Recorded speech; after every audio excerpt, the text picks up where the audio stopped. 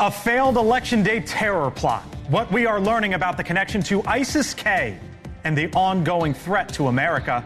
That's Topping the Hill on NewsNation tonight.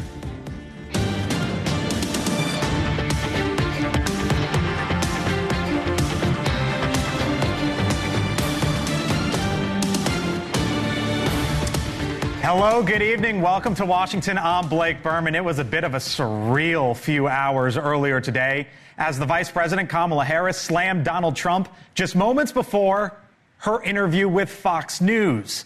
And at a town hall that aired today with Trump, he talked IVF with women. It is clear Donald Trump is increasingly unstable and unhinged, and he is seeking unchecked power. Oh, I want to talk about IVF. I'm the father. You don't hear that every day. I'm the father of IVF, so I want to hear this question. By the way, now we know when Michelle Obama will hit the campaign trail. Even Elon Musk says, "See you soon" in Pennsylvania, and why transgender sports is now being viewed as a key issue. The political ramifications of what we are witnessing with just 20 days to go in just a moment. But first tonight, here from the Hill, NewsNation with new reporting on a failed election day terror plot.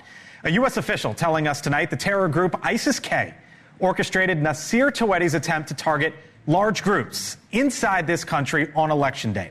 The Justice Department initially announced the 27-year-old from Afghanistan had been in contact with an ISIS supporter, but now we know of the alleged further ties to terror. Tawedi entered this country in 2021 on a visa shortly after the United States withdrawal from Afghanistan. The special program requires tight vetting, one the Department of Homeland Security says requires multi-layered screening. Our Joe Khalil with me now. Joe, learning more now of the connection to ISIS-K. What are lawmakers telling you here in Washington? So lawmakers, mostly Republicans who I've spoken to today, are concerned about the vetting process. Could we have been doing more to potentially have found something in this man's past that would have tipped us off beforehand? And who else is coming into the country that wants to do Americans harm? Take a listen to Glenn Grothman. He's somebody who, on his committee assignments, focuses on Homeland Security. This is what he told me. We certainly saw during the war in Afghanistan a lot of people who were supposedly with the Afghan with our side, really, when push came to shove, really weren't with us. So, Blake, the shocking thing on this story to me, Tawedi was an SIV immigrant, which means he was literally helping the United States war effort. Those guys, that it's a rare group that gets this access to this visa. I think like 30,000 of them that ended up coming in after the U.S. withdrawal. Yes, and so those people, they, in most cases, need recommendations from military officers, right? You don't see a whole lot of crime or links to terror with that group. That's what makes this surprising. And the sense is that he was radicalized not in Afghanistan, but here in the United States. That is our understanding. As far as we know, the criminal complaint says that he came here in 2021. There was no sign of anything. It was in 2024 that all of a sudden his searches started to get flags and his communication with ISIS-K began. That's what we know, at least right now. Joe Khalil, live for us tonight. Joe, thank you very much. Meantime, joining us now, Morgan Ortagus. She is the former State Department spokesperson and joins us live once again here on the Hill. Morgan, thanks for being with us tonight, as always. We've heard the threat about lone wolves, right? But the difference here, Morgan, is that this is someone who is acting at the behest of ISIS-K, and that takes it to a new level. What is the threat warning as you see it, Morgan? Well, I've been talking about this on your show all year, and for several years now I've been warning that ISIS-K, which is ISIS Khorasan, which is located in Afghanistan, they were, of course, responsible for the Abbey Gate bombing, that they had gained a foothold in every single province in Afghanistan. This is unfortunately not new. This has been going on for several years now. One of the fatal consequences of our disastrous and chaotic withdrawal from Afghanistan is we don't have an embassy there. We don't have real intelligence gathering capabilities. We don't have the ability, these over-the-horizon strikes that Secretary Austin talked about and Milley talked about after the withdrawal in 2021. That really never came to fruition. In fact, when we did do strikes, we ended up hitting innocent people when we were trying to retaliate against ISIS. So you have to underscore that we now have a massive problem in Afghanistan over 20 years after 9/11. We have terrorists with the capability to plot attacks and to use people to attack our homeland, and we don't have eyes and ears on the ground the way that we did since 2001 in Afghanistan. So that means that you are stuck looking and trying to vet here. Sorry? So let me ask you more. Let me ask you, former State Department spokeswoman, you know the scene abroad, overseas, the threat level and the like. It's October 16th. There's going to be a new commander-in-chief January 20th. Yeah. That is less than 100 days out, Morgan. It will either be Donald Trump or it will either be Vice President Kamala Harris. The next commander-in-chief, knowing what we know now and knowing what you just said, needs to do what, in your view? So believe it or not, the first thing that they have to do is secure our southern border. And that's because we have a reported ISIS smuggling ring that happened at our southern border. When I was there in May, I talked to 3 guys that came in from Homs, Syria, great English. And so we also have, I believe now the number, it could be more, but the last time I checked, it was around 384 people on the FBI terror watch list that were at our southern border. So you've got to deal with some of the immediate needs. You've got an ISIS smuggling ring at our open and undefended southern border, and you have terrorists getting in. These are the stupid terrorists. These are the ones that get caught. So you've got to secure the border. Then you're going to have to look at your counterterrorism strategy, not only in Afghanistan, but sadly in Iraq, in Syria as well, because ISIS is resurging there. They're resurging in Europe. I was just on your show a few weeks ago when we were talking about having to shut down a Taylor Swift concert because of an ISIS plot. So you have seen a resurgence of ISIS worldwide under President Biden. It's a massive problem. Morgan Ortagus, former State Department spokeswoman. We got to leave it there. Thank you, Morgan. Talk to you again soon. Appreciate it. Thanks, Blake. This issue has torn this country apart for 52 years. So we got it back in the states. We have a vote of the people, and it's working its way through the system. You should take responsibility for the fact that 1 in 3 women in America lives in a Trump abortion ban. All right, meantime, out on the campaign trail, the 2 candidates in 2 unique spots today. You could say Donald Trump addressing abortion and IVF in a town hall of only women. The Vice President, Kamala Harris, sitting for an interview with Fox News. Our Kelly Meyer is live from Bucks County, Pennsylvania tonight, where the Vice President just stumped a little while ago. Kelly, here we are. It's not the Twilight Zone, Blake. It's just the last 20 days of this election. So we see all of the tricks coming out of the box. But like you said, Harris is really kind of stepping out of her comfort zone. She did her sit down just within the hour beside us at this visitor center here in Bucks County with Fox News. She is also stepping into this critical swing county, getting away from the city of Philadelphia and into the suburbs of Philadelphia to focus on those white women voters. And she also had the stage full of Republicans behind us. That was another note we wanted to mention. Just earlier today, this afternoon, we were seeing her on stage with a slew of Republicans, including former Congressman Adam Kinzinger, by her to try to reach out to Trump voters in this community that may be not feeling like voting for him again. But it is notable, I just got off the phone with a source talking about these communities that the Harris campaign might be taking for granted here. Those communities in Philadelphia, I talked with a Democratic source in the highest turnout, the 75% black voters in that district. They say they feel like they're bringing in, the Harris campaign is bringing in people from D.C. to run these positions and not going to the people in these communities to what they really need to do to engage these voters. And they say they're doing events in these communities, but not actually going into those communities and really taking that vote for granted. They said to me, quote, it has not been enough. And if they lose, it's on them. If they lose Pennsylvania, it's on them. So that's where we're coming to as we're hearing a lot about the strategy in Pennsylvania over the next couple of weeks leading up to the election. So it's interesting to hear on the ground what's happening in the Keystone State as it's getting tense and very critical in these final few days. Kelly Meyer, live for us in Pennsylvania tonight. Kelly, thank you. Joining me now here on The Hill, Chris Starrett, host of The Hill Sunday, senior fellow as well at the American Enterprise Institute, and Julia Manchester, national political reporter for The Hill. Hello to you both. Nice to have you in. What political planet did I wake up on today, Chris. You've got Kamala Harris on Fox News. You've got Donald Trump in a town hall that aired with only women on IVF and abortion. Well, it was a very friendly town hall. Yes. It may have been a ladies' town hall, but it was a very friendly ladies' town hall. And what Kamala Harris is trying to do is push Donald Trump out of the proverbial basement, right? Trump is running a campaign where he does town halls, but they're friendly town halls. He doesn't take tough questions. He did an interview with Bloomberg, I'm sure that you watched, which was a real goat rodeo. It was all over the place. It was all over the place. And that's what Kamala Harris wants. So, look, I give her credit for going on Fox News. I give her credit for doing that. That's a grown-up thing to do to make a pitch to persuadable voters. But the other thing that she's trying to do is force Donald Trump to face some more difficult questions and keep the pressure on him to get out of his own comfort zone and do something more difficult. What's going on here? I'm going to sound like a real political strategist here, but this election is about addition. They want to add as many voters to their coalition as possible, and we are seeing that with Kamala Harris in particular. There are potential cracks in that coalition. You heard former President Obama say it last week with black men. Her numbers are lower than probably where a Democrat should be with Hispanics, for example. So they are very much trying to not only make up ground with that coalition, but bring people in from the outside, and doing an interview on Fox News reaches a different audience than what Kamala Harris is used to. The question is, will Donald Trump do a similar, do the flip side of that, if you will? Donald Trump, Chris, doing this town hall, albeit friendly. Yeah.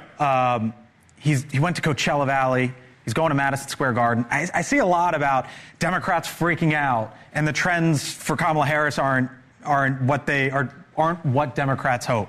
Right. Is Donald Trump getting confident at this point? Too confident, maybe, with 20 days to go? I'm sure it changes hour by hour with the very mercurial former president, right? So am I going to win the biggest bigly election of all time? Are we actually behind?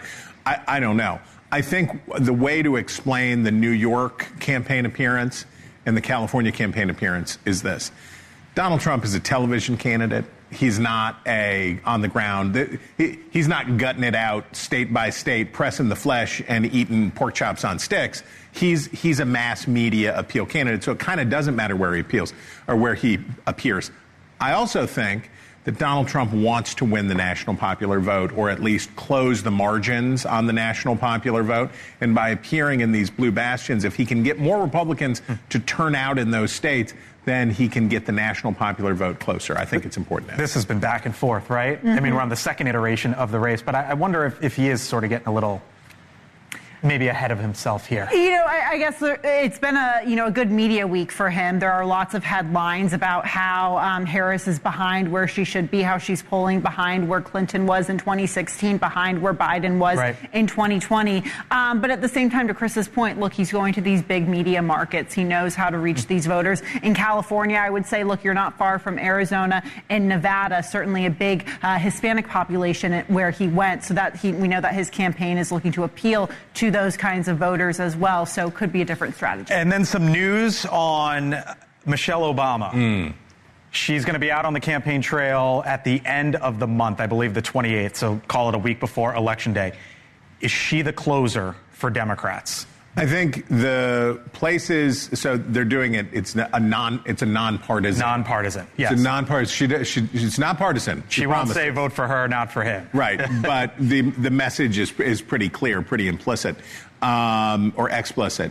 I think for Democrats, the effort now, so you go from persuasion to motivation. How are we going to make sure that our people get to the polls? We're going to talk about this later in the show. It's not that Kamala Harris is doing that much worse with these key constituencies. It's a question of, will they do to her what they did to Hillary Clinton in 2016 and not turn out to vote? So you're going to see Democratic efforts just lasered in on GOTV. Get the vote out. Right. If you live in Pennsylvania, please have my condolences, because you're going to get a lot of solicitations. By the way, speaking of later in the show, you have a fascinating article out on thehill.com about the Mormon vote in the swing states out west. Hold that thought. We'll get to it in a second. Julia Manchester, national political reporter for The Hill. We'll see you later. Chris Steyerwalt, hang here, because coming up, Kamala Harris stepping up her efforts to reach black men as both she and Donald Trump continue their media strategies and what to make of it. Steyerwalt is here on the other side of the break to break down where each of the candidates stand among black voters and how it could have an impact on the election. This is when he pulls out the notes. Yeah, right here. There's a lot of goodness in there. Right Steyerwalt, other side of the break. You're watching The Hill.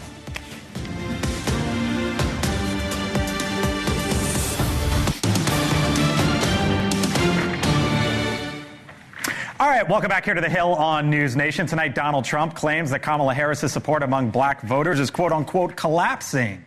However, she does face some challenges on that front. The polling also shows that she's well ahead of Trump when it comes to black voters all across the country. What does it mean for November 5th and the possible outcome? Steyerwalt is back to break it all down. Chris?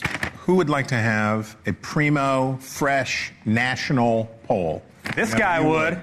I know you would. This guy would. And fortunately, the good people at Marquette University Law School, who are great, transparent, super-duper pollsters, are out with a new poll. Now, lest you think that this be from a poll that has Kamala Harris way out ahead. No. Au contraire, mon frère. This is in the head-to-head in this poll, it's dead even. Right. So let's take a look at white voters and black voters.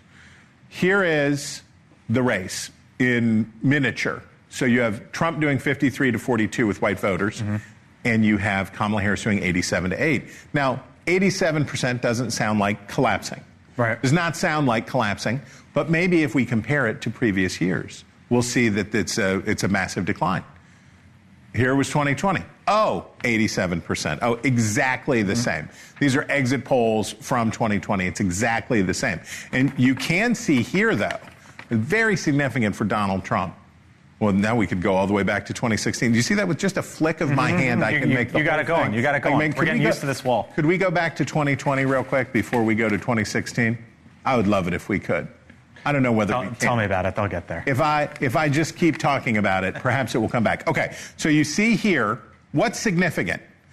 So what percentage of the electorate was white in 2020? 67%. What percentage was black? Of that 87% was 13% of the electorate. Right. Now flip the script and go back to 2016. Show me the 2016 exit polls. Dun, dun, dun, dun. Hillary Clinton did better among black voters than Joe Biden. Interesting. Well, how come she didn't win? I'll tell you why. Because the share of the electorate that was black dropped to 12%. Okay. And the share of the electorate that was white was up at 71%. Kamala Harris is going to do great with black voters. She's going to get 85 to 90% of black voters. She's going to do just fine with black voters. The question for Kamala Harris is, will they turn out? They did not turn out for Hillary Clinton. How did Hillary Clinton lose Michigan? How did Hillary Clinton lose Pennsylvania? How did it happen? Those are states that have substantial African-American populations. How did Joe Biden win Georgia? How did he get it close in North Carolina? Same answer. African-American voters in those states turned out in force for Joe Biden in 2020. If they do it again for Kamala Harris, she'll win. How do you reconcile the New York Times poll that had her significantly lower with black voters and the Marquette poll that has her in the high 80s? Because there's a pretty wide gap there. So I won't. Don't give me the weeds. I won't get in the guts of any of the individual polling. But here's the thing to take away: when you're talking about crosstabs in a poll and you're getting into subgroups of relatively small numbers. So in a survey that has 1,100 respondents, how many of those make up the share of the black vote? Move 2 or 3 in 2 different directions. I don't know that Kamala Harris will do exactly as well as Joe Biden, but she's not going to do. I doubt she'll be below 80%. Right. So what we're really talking about is she wants to maximize the turnout for black voters. When Barack Obama goes out on the campaign trail, we were talking in the previous block about Michelle Obama. Right. What's the message to black America?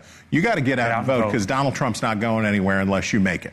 Steyerwalt breaks it down. Thank you, sir. Wrecking the board and everything, too. I know. It's fantastic. Yeah. All right. Still to come here on The Hill. Will this be one of these sleeper issues, maybe the sleeper issue for voters?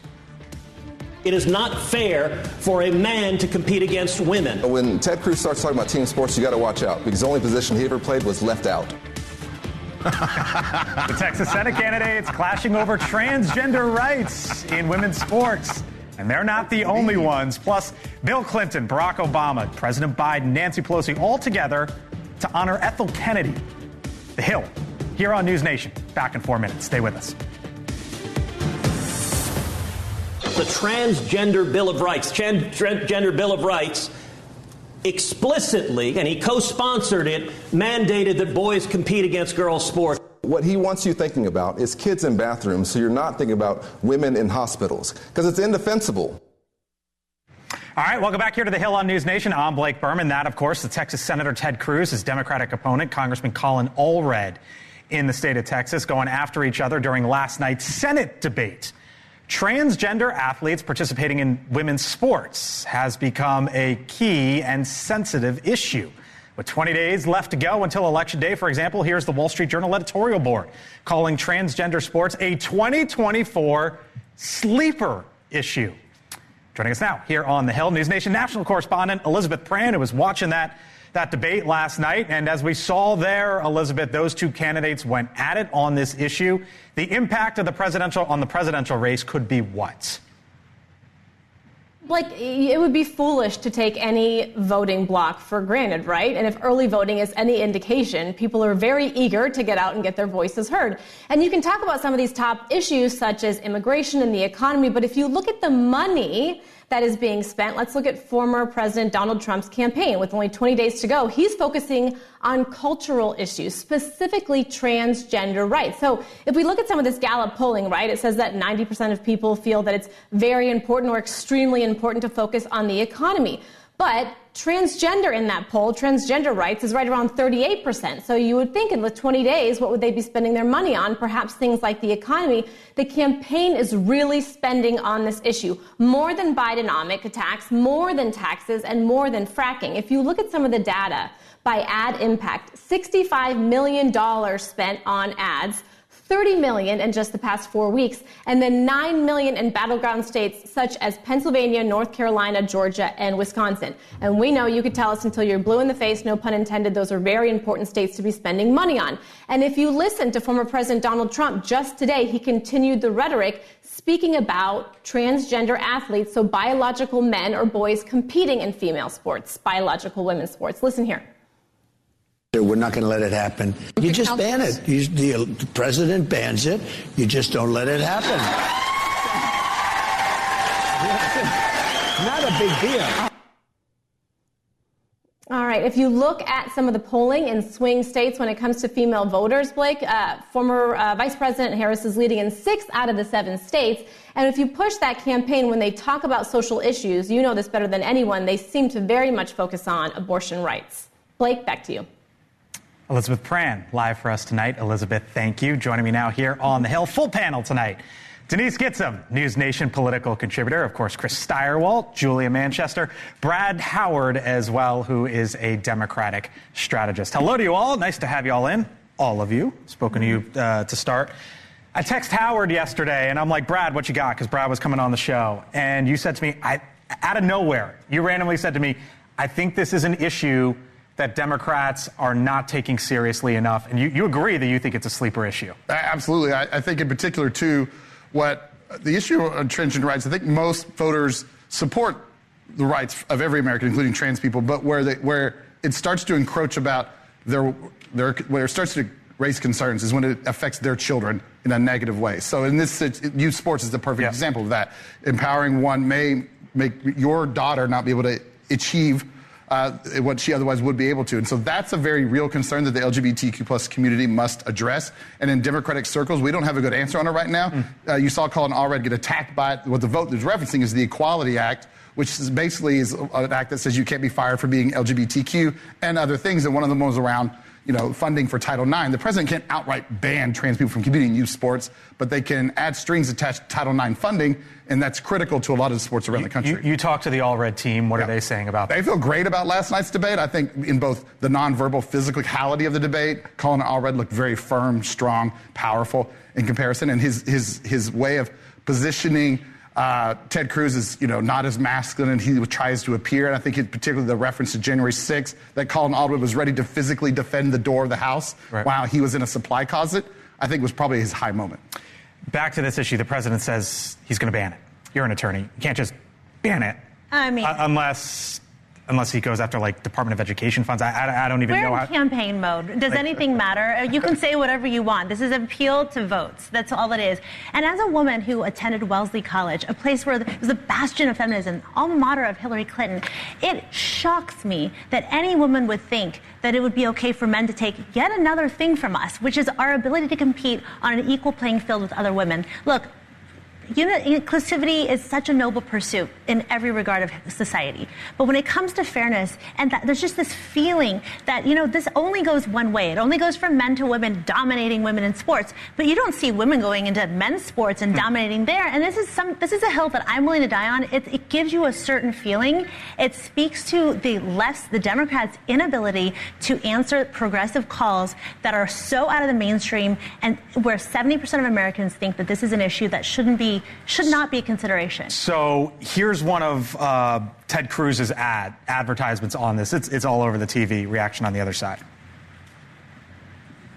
Colin Allred supports boys playing in girls' sports. He voted against the Protection of Women and Girls in Sports Act, and he voted to allow boys in girls' bathrooms, boys in girls' locker rooms, boys in girls' sports. That's not right. Chris, I'm just sitting trying to watch the Texas-Oklahoma football game over the weekend. I'm like, the number one Longhorns are on TV. Let's see how good they look. And it was the first time I saw that ad sitting in my house in Maryland, the Texas Senate ad, and I'm going, whoa! Well, what's the story down there, and is this a sleeper issue? Fortunately, WVU, Iowa State, nobody's a swing state there. I didn't have to worry about that. I just had to worry about Garrett Green passing the ball too much. Okay. Look, in the period that Democrats want voters to forget about, which is the 2021, 2022 excessive exuberance of Democrats. So this is defund the police, this is the Green New Deal, and this is trans rights. And the backlash against aggressive trans inclusion now even includes a lot of gay Americans who would say, whoa, it's too much. But in that period of time, January 6th brought out in Democrats this extraordinary zeal, this feeling about it's time, we have to get serious and we have to do all of this stuff. So when we take the 2020 riots and the response to George Floyd's murder, then we put in the post-January 6th surge of progressivism. That's all stuff now that Kamala Harris wants to say to you. We had a moment. We got a little fatutzed, but right. now we're good, and we're not that way anymore. It was the blue dog in all those fights. That's right. That's right. Meantime, as former President Trump and Vice President Harris come into the last leg of the presidential race, they are targeting one voting bloc that could sway the election: Mormon voters. Look at the article here from thehill.com. There's a great columnist there, a great reporter named Julia Manchester. She's the national political reporter for The Hill. This is your piece out today. Tell me. Yeah. So, you look at Mormon voters, particularly in Arizona and Nevada, and you think, well, combined, there's 600,000 of them, including children in these two states. You don't think it's that big of a number. However, former President Trump lost Arizona to Joe Biden in 2020 by less than a percentage point, and we saw Joe Biden become the first Democrat to win Maricopa County, which is the greater Phoenix metro area, since 1996, since Bill Clinton did. There is a theory that he was able to do that because he was able to be more persuadable to Mormon voters in particular. Now, Mormon voters tend to lean more conservatively, like evangelicals. However, when you dig deeper into how Mormon voters feel about Donald Trump, they feel less favorably about him compared to evangelicals. Jeff Flake, for example. Mitt Romney, the governor of Utah, obviously, somewhat, I don't want to say more moderate, but not exactly Trumpian. It's due to his personal style, his rhetoric, issues, in our reporting, my colleague Caroline Vakil and I found that January 6th and Trump's reaction to that and his role in it certainly plays into this, but also on immigration. We know that a lot of Mormons, particularly in Arizona, have ties to the Central and South American community, and they might not disagree with President Trump's policies on immigration, but it's his rhetoric that ticks. They're also all refugees. Yes, exactly. One of the things I found fascinating in your reporting, there was a Zoom call with Donald Trump over the weekend. Tell me about it real quick. Yeah, so essentially it was Mormons for Trump Zoom call, or LDS for Trump Zoom call, Latter-day Saints. And he essentially said, look, we need to win this vote. He called in. He called in, right, and okay. he talked about winning Mormon voters. We've seen the Harris campaign make direct appeals to it. So this is a group that, although they're not large, they could sway things. All right, meantime, a rare sight today. 3 United States presidents sitting side by side. They were there to honor the late Ethel Kennedy, wife of late Senator Robert F. Kennedy, sister-in-law to the former president, John F. Kennedy. As you can see there, President Biden, President Obama, and former President Clinton, along with the Speaker of the House, Nancy Pelosi, all together for the service here in Washington, D.C. She once said, for anyone to achieve something, you have to show a little courage. A woman who understood that our salvation comes from turning towards each other, not turning away. How perfect for Ethel to have 3 great presidents of the United States speak at her service. Ethel Kennedy passed away last week at the age of 96. Well, still to come here from the Hill, out of cash, how the administration in charge of assisting small businesses hurting from the recent hurricanes is saying, you know what? We don't have money. And what you need to do in the meantime is just fill out some paperwork here. Fill out the paperwork and we'll get back to you in a little bit. Yes, that's what's actually happening. What's going on with the Small Business Association on the other side of the break. Plus, the Florida Governor Ron DeSantis comments on the man who allegedly tied his dog to a fence during Hurricane Milton. What he had to say after the break, and the latest comments from Kamala Harris. The panel takes it up.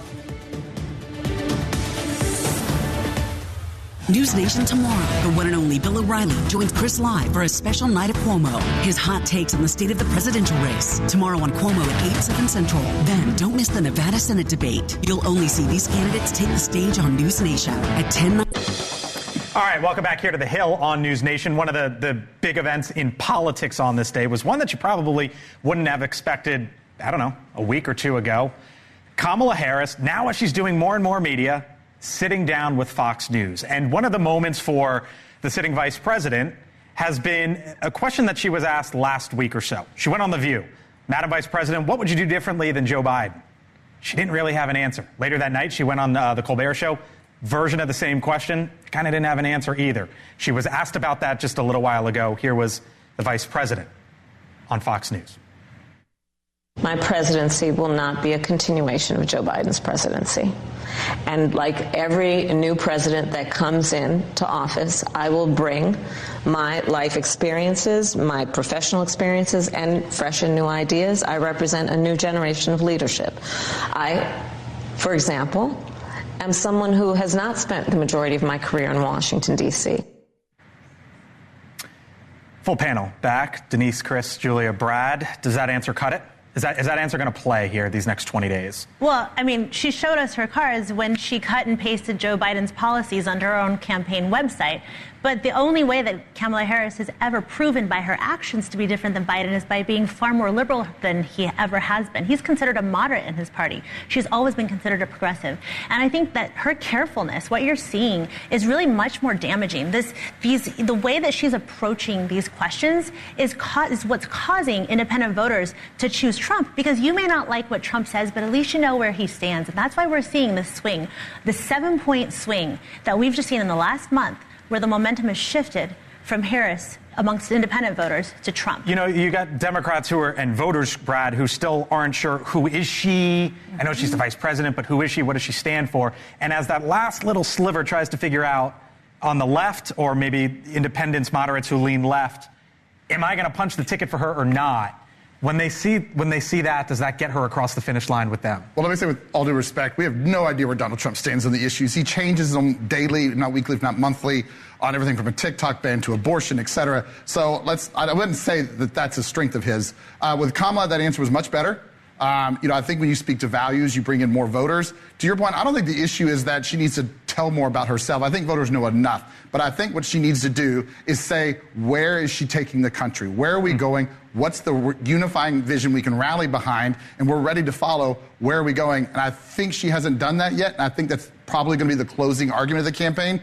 I'm waiting. I'm hoping to see it, feeling it, and I think once she can do that and give some more direction for people to go, I think voters will follow. Okay, Julia, so a little bit of movement there to my presidency is not going to be Joe Biden. My presidency will be different from Joe Biden's. Right. And, obviously she's been asked this question in past interviews. What would you do differently? She's treaded this very, very narrow line, not wanting to necessarily push back on Joe Biden, but she wants to obviously present herself in a different light, talk about how she would be different. The one thing Kamala Harris, I think, has to be very careful of is not making her campaign so much about Donald Trump. And what I mean by that is essentially not, her not constantly saying, vote for me, I'm not him. Right. I think we saw Hillary Clinton do that in 2016. I don't think we saw Joe Biden do it a little bit. Obviously 2020 was a bit of an anomaly. But he was well known. Yes, exactly. So she has to be careful to not do that. So this isn't like asking George Bush, the then sitting governor of Texas, Chris, to name the leader of Pakistan. Right, and sort of trip him up. Nice and reference. Gotcha. Nice right. pull. This is a fastball down the middle. Madam Vice President, what would your presidency look like? Is that the answer? How should she answer it? When voters hear that, I know I'm throwing a lot at you, but what do they hear? It doesn't matter. So nobody expects that she is going to answer that question. I wish she would answer that question, but nobody expects that a politician. Donald Trump doesn't answer questions. She doesn't answer questions. Politicians don't answer questions. That's the deal. And when you're 20 days away from an election, you're not going to say, you know what, actually, great question, Brett. I have here a chart of 47 policy initiatives that I want to lay out for you. Right. And let's really get in here on sugar subsidies. Here's what I'd like to do. No, you're not going to do that. It is about the point of this interview is to say, I will go into the hard place. I will go to the difficult place. And Brett Baier gave her a tough interview, right? It will not be said, right? Yeah, it will not be said that she's ducking the tough interviews because she went in and did it. This was not patty cake from The View, as you said. So she did a reasonably tough interview with 60 Minutes. Now she's done Fox News. And as you and I were talking about earlier, Trump did Bloomberg, and it was non-super. So I think a big part of this is to try to push Donald Trump out and make him go do these interviews. All right. Meantime, the recovery efforts from Hurricanes Helene, Hurricane Milton continue, but the Small Business Administration's disaster loan program has hit a roadblock. It has run out of money. President Biden announcing in a statement that those eligible should still apply for the help, but no loans will be issued until Congress reconvenes and approves more funding. So far, the SBA, Small Business Administration, has seen around 37,000 applications from Hurricane Helene and another 12,000 from Milton. When asked about it earlier in the week, the House Speaker Mike Johnson said calling Congress back now would be premature. What happens after every storm is that the states have to assess and calculate the actual needs, and then they submit to Congress that request. As soon as that is done, Congress will meet, and in bipartisan fashion, we will address those needs. We'll provide the additional resources, but it would be premature to call everyone back now. Brad, you got people in western North Carolina and parts of Florida, and the SBA says apply. And then, quote, SBA is encouraging individuals and small businesses to continue to apply for loans, given assurances from congressional leaders that additional funding will be provided upon Congress's return in November. How in the world is Congress not dealing with this, one? And if these storms hit, let's say, in New York, where Hakeem Jeffries and Chuck Schumer live. Let's say they hit in Louisiana, where Mike Johnson lives. Maybe, let's say, God forbid, there was a storm in Delaware. Would we be here with them basically saying, apply and we'll deal with this in a few weeks? So it would be handled very differently, to your point. But here are two things. Number one, the SBA is like everyone's favorite agency to fund. Right? Republicans like the SBA, Democrats like small businesses, have broad support in the American electorate. The other thing is Congress doesn't have to technically bring everyone back to pass this funding. You can easily do it with unanimous consent in both chambers and send a bill to the president's desk. You used to work there. I used to work in both the SBA and Congress, so I don't understand why Speaker Johnson's not putting forward a UC bill to get this done. I can't imagine what terrible person would object to that funding? Take me home here, real quick. Well, look, the shifting blame, the back and forth, who can you hang the storm blame on? This is the next round. Biden is saying, oh, you thought you didn't like our response from FEMA? Well, how about you leaving the SBA dangling? And, of course, in an election year particularly, but sadly in every year, very often in this town, people care more about placing blame than they do about getting results for living, breathing human beings. All right. By the way, did you happen to see this? The video that went viral of a dog rescued by the Florida Highway Patrol as Hurricane Milton made landfall last week.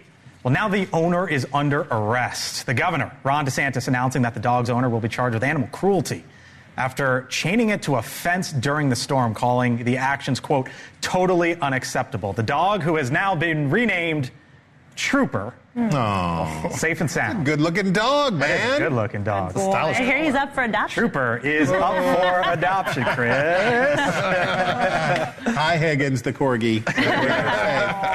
They would go well together. Actually. Leland Bitter, host of On Balance, on the other side of the break. Thank you all. The Hill here on NewsNation. Back in a few. I'm going to go to a McDonald's next week someplace. I'm going to go, might not be in your place. I'm going to go to a McDonald's and I'm going to work the French fry job for about a half an hour. That former President Donald Trump, of course, at a Pennsylvania rally last month, he told voters that he would visit a McDonald's and work the fryer. Now, NewsNation has confirmed the former president will visit a Pennsylvania McDonald's on Sunday and keep his pledge. It comes as the president has criticized the vice president, Kamala Harris, claiming she lied about working at the fast food chain in her previous, well before political existence. Now, the vice president has repeatedly said she worked at McDonald's when she was a student. So we will see Donald Trump at a McDonald's in a suit and tie. Leland Vittert, host of On Balance, working the fryer. I feel like this is an episode of The Apprentice, right? This is like the moment, they go to work the fryer, see about a fast food concept. I don't know. I don't know if this exactly makes the point that Donald Trump wants it to. Yeah. But, look, now we are doing what Donald Trump wants, which is, by the way, very fancy, nice. Oh, is that my pen? Your pen. While you blow up my pen, Vittert walks in here because he was late, and he goes, "You got to filibuster a little bit because I might not be ready." You did a great job. But here you are. You did a great job. Thank you very much. You see, now what a brother does is he actually covers.